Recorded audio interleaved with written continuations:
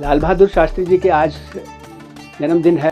जैसे महात्मा गांधी जी का भी है, तो आज लाल बहादुर शास्त्री जी का भी जन्मदिन है और उनको हमारी तरफ से प्रणाम। और वो तो आप जानते हैं कि अपनी सादगी और भारत के लिए सम्मान उनके लिए बहुत था, बहुत ही अपनी सरलता और सद्भाव के लिए वो माने जाते हैं।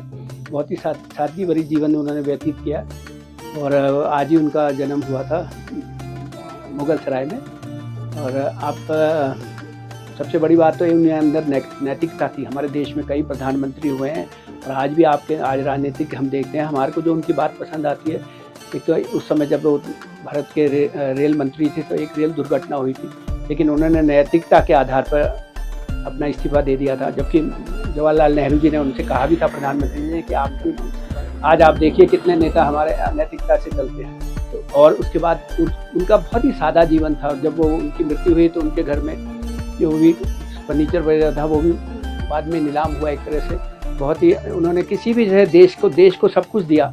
और जो 1965 में जब लड़ाई हुई थी तो देश में उस समय हमारे देश में बहुत अनाज की कमी थी, तभी उन्होंने देश के लड़ाई हुई तो जवानों का भी उत्साह बढ़ाया और किसानों का भी उत्साह बढ़ाया। और उन्होंने इस देश को ये नारा दिया, जय जवान जय किसान, क्योंकि दोनों की इम्पोर्टेंस है हमारे देश में।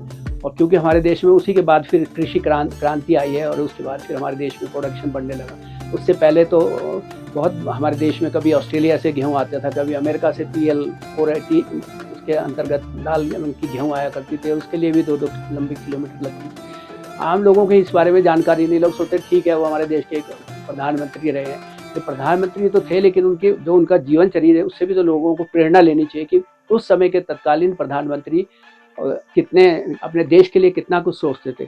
और फिर बाद में उनको, आपको पता है 1965 के बाद जब वो ताशकंद गए थे तो उज्बेकिस्तान की राजधानी में उनकी मृत्यु हो गई थी।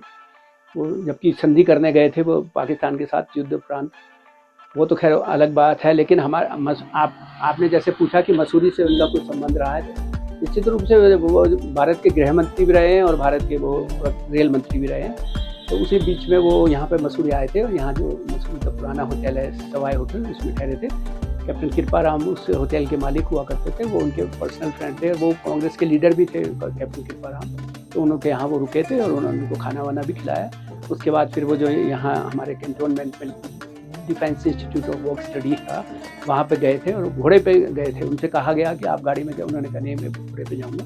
उन्होंने काफ़ी इंस्पेक्शन किया और मसूरी को बहुत अच्छा अप्रिशिएट किया कि मसूरी बहुत सिंपल अच्छा शहर है, इसे साफ़ सफाई रखना। और जब अपना यही एक, जैसे बड़े लोग बोलते हैं कि आप इतनी अच्छा आपका सुंदर शहर, इसे हमेशा सुंदर बनाए के रखना। मैं भी यही कहता हूँ कि हमारे देश के जो आज के नेता हैं उनको कम से कम, जो हमारे पूर्ववर्ती नेता हो चुके हैं, उनसे थोड़ा बहुत प्रेरणा तो लेनी चाहिए कि कहाँ उन्होंने एक छोटे से एक्सीडेंट की वजह से अपना इस्तीफा दे दिया और आज लोग इस्तीफा तो छोड़िए अपनी कुर्सी चिपका रहना चाहते हैं।